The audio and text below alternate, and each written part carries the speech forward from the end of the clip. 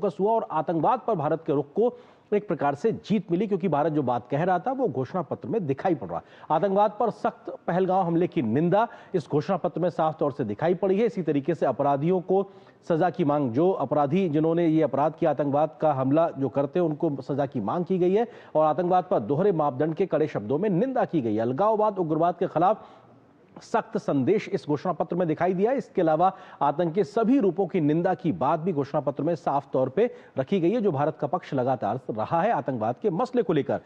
Cross border terrorism यानी सीमा पार आतंकवाद पर भी सख्त रुख सख्त शब्दों में दिखाई पड़ा है घोषणा पत्र में, जो भारत लगातार कहता है कि किस प्रकार से इस सब चीजों को रोके जाने की जरूरत है। तो एससीओ के घोषणा पत्र में भारत का जो आतंकवाद पर रुख है उसमें एक तरीके से समर्थन मिलता नजर आए। साथ ही साथ भारत जो पहल करता रहा है एससीओ के मंच पे, उसको भी एक समर्थन मिला है। One earth one family one future का समर्थन इस घोषणा पत्र में दिखाई पड़ा है। पीएम मोदी के नेतृत्व में भारत की ओर से ये एक मिशन या मोड में मंत्र दिया गया था, उसका समर्थन मिला। साथ ही साथ भारत के द्वारा 5वें एससीओ स्टार्टअप फोरम की सफलता का स्वागत भी किया गया, क्योंकि प्रधानमंत्री मोदी के 2023 के इनिशिएटिव स्टार्टअप फोरम को स्टार्ट करने के बाद से उसके कैसे तेजी से आगे बढ़ा जाए, उस दिशा में भी एक तरीके से जो कदम आगे बढ़ाया गया उसका स्वागत हुआ है। 20वें एससीओ थिंक टैंक फोरम की सराहना भी की गई है। इसका आयोजन भी दिल्ली में किया गया था। तो ये अपने आप में बेहद महत्वपूर्ण पहल जो भारत के माध्यम से हुई, उसका एक तरीके से समर्थन होता हुआ दिखाई पड़ा। इसी तरीके से जल्दी से अन्य तथ्यों की अगर बात करें तो किस तरह से सांस्कृतिक आदान प्रदान में योगदान की सराहना भी हुई है। इसका मंथन भी भारत में हुआ था एससीओ के मंच के तहत। तो ये अपने आप में भारत की तमाम उन पहल का समर्थन भी घोषणा पत्र में साफ तौर से दिखाई पड़ा है, जो आज एससीओ का तियानजिन घोषणा पत्र निकल के सामने आया है। तो ये तमाम जो तथ्य हैं वो बताने के लिए काफी कि किस प्रकार से भारत की पहल का समर्थन हुआ है। शांति स्थिरता के लिए क्षेत्रीय सुरक्षा पर जोर भारत लगातार कहता रहा है, उसका भी समर्थन होता हुआ दिखाई पड़ा है। जल्दी से अन्य तथ्यों की अगर बात करें तो आर्थिक साझेदारी और व्यापार बढ़ाने पर जोर देने की बात भी प्रधानमंत्री के द्वारा लगातार कही गई, उसका समर्थन भी दिखाई पड़ा। यूएन सहित वैश्विक संगठनों के साथ सहयोग भी करना है, साथ ही साथ रिफॉर्म को लेकर भी आगे बढ़ना है। ये बात लगातार पीएम मोदी वैश्विक मंच पे कहते रहे, इसका जिक्र भी घोषणा पत्र में साफ तौर से दिखाई पड़ा, यानी भारत की बात घोषणा पत्र में प्रमुखता के साथ दिखाई पड़ रही है। तो ये अपने आप में महत्वपूर्ण चीज है। एससीओ में पीएम मोदी का मंत्र, क्योंकि जब एससीओ के मंच पर प्रधानमंत्री ने अपनी आज बात रखी, भारत का पक्ष रखा, तो किन बड़ी बिंदुओं की बात रखा उन्होंने कहा, उन्होंने 3 स्तंभ के दिए, 3 पिलर्स की बात की। सुरक्षा, संपर्क और अवसर। सुरक्षा, सिक्योरिटी, संपर्क, कनेक्टिविटी और अवसर, अपॉर्चुनिटी। एससीओ को उन्होंने ऐसे परिभाषित किया और कहा कि शांति, सुरक्षा, स्थिरता से ही समृद्धि आएगी, इसके लिए मिलकर काम करने की जरूरत है। तो ये प्रधानमंत्री का मंत्र था। उन्होंने कहा कि आतंकवाद के खिलाफ एकजुट होना होगा, टेरर फाइनेंसिंग, कट्टरपंथ का भी मिलकर मुकाबला करना होगा, तब जाके हम बेहतर से शांति स्थापना कर पाएंगे। तो प्रधानमंत्री के संबोधन की बड़ी बातों का जिक्र कर रहे हैं। आतंकवाद पर दोहरे मापदंड नहीं चलने चाहिए, गलत तरीके से सीमा पार आतंकवाद को एक तरीके से बंद करना चाहिए। क्रॉस बॉर्डर टेररिज्म जो लगातार होता रहा है, खासतौर से बिना नाम लिए पाकिस्तान की ओर सीधे तौर पे इशारा था। आतंक समर्थक देश को जवाबदेह होना चाहिए, ये बात भी प्रधानमंत्री ने की। और कनेक्टिविटी को लेकर उन्होंने कहा कि चाबहार बंदरगाह का भारत समर्थन करता है, इससे कनेक्टिविटी बेहतर होगी, देशों को आपस में जुड़ने के बेहतर संपर्क मिलेंगे। इसी तरह से अंतर्राष्ट्रीय उत्तर दक्षिण परिवहन गलियारे का समर्थन भी भारत करता है। International north south transit corridor को लेकर भी भारत लगातार इस बात को रखता है और यही बात आज प्रधानमंत्री ने एससीओ के मंच पर भी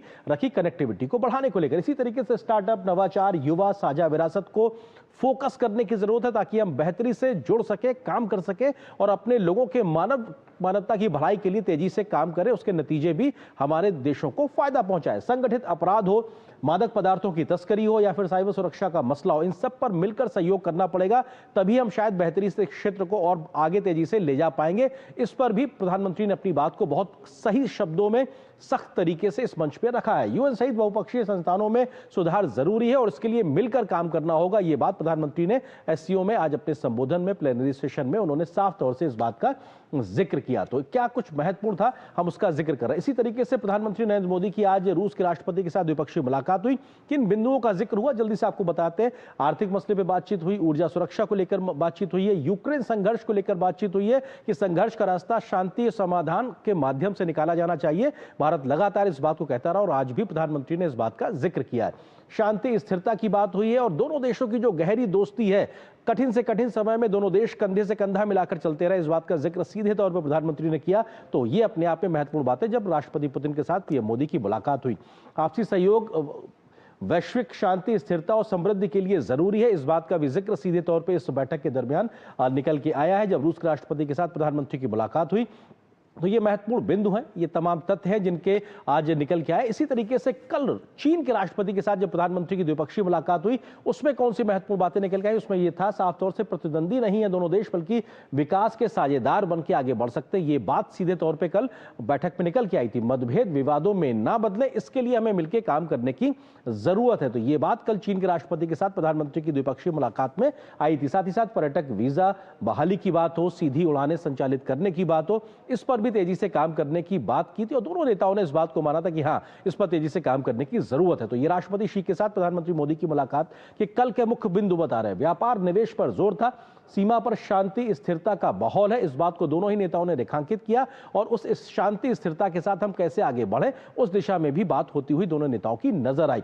दोनों देशों ने के 2.8 बिलियन लोगों के हित जरूरी हैं, इस लिहाज से हमें मिलकर काम करने की जरूरत है। जब प्रधानमंत्री मोदी ने राष्ट्रपति शी के साथ कल मुलाकात की तो यह बात साफ तौर पर सामने आई। परस्पर विश्वास, सम्मान, संवेदनशीलता जरूरी है, हम एक दूसरे के कंसर्न्स को समझें, ये बात सीधे तौर पर दोनों ही नेताओं ने रेखांकित की और उस कंसर्न्स को समझने के आधार पर आगे बढ़ने की बात हुई थी। तो यह बेहद अपने आप में महत्वपूर्ण है। इसी महत्वपूर्ण जो प्रधानमंत्री का दौरा है चीन का, जिसमें एससीओ शिखर बैठक है या फिर इस प्रकार की द्विपक्षीय बैठकें, इस पे ही करेंगे चर्चा। इससे जुड़ा है आज का हमारा विशेष, जो इस वक्त आपकी टेलीविजन स्क्रीन पर एससीओ में